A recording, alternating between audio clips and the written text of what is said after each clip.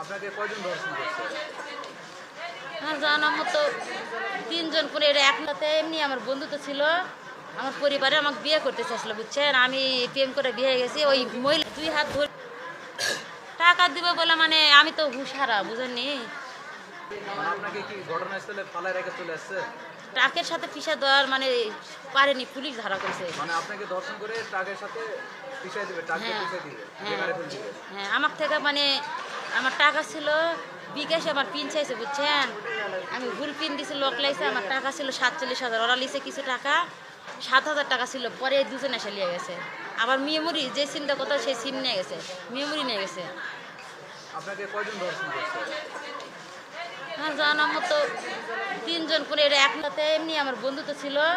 আমার পরিবারে আমাকে বিয়ে করতে চাইছিল, বুঝছেন? আমি প্রেম করে বিয়ে হয়ে গেছি। ওই মহিলা রেজিয়াক বলেছে যে ও দুনিয়ার থেকে তুলে দিব, আমার হবে না, আমার হবে না। আমার স্বামীর সাথে পারে না, বুঝেননি? এখন আমার স্বামী করছে তো দুধকে ধর্ষণ করে, তাহলে আমি আর ভাত দিব না। এই জায়গায় বললো, সেনাবাহিনী ওটিও যায় না দিছে, মানে সংসার ভাঙাবে। আপনাকে কালকে কয়টা নাগাদ নিয়ে গেছে? আমার কথা মানে অনেক কয়টা নাম্বার, এটা কথা হচ্ছে 8টার থেকে, না সন্ধ্যা সরেতে, সন্ধ্যা সরেতে কথা বলে বলে 10টার সময় আমার গাড়ি তুলিছে, মোটরসাইকেলে। তোলার পরে কি করেছে চোখে আমি তার বুঝতে পারি। তোলার পরে মানে সিএনজি তুলিছে, আমার মনে হয় সিএনজি শব্দ পাইছি।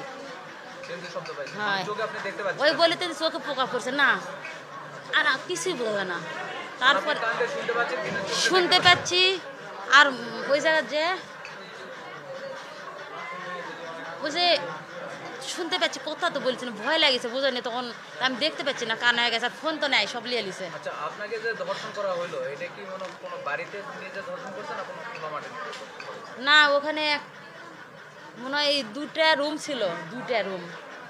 একটা ছেলে ভাড়া করছে, বলছে আমরা 2 ঘন্টা থাকবো। ছেলেটা ছোটো, বুঝো না, আমার এক ঘরে তালা দিয়ে গেছে, ছেলেকে এক ঘরে।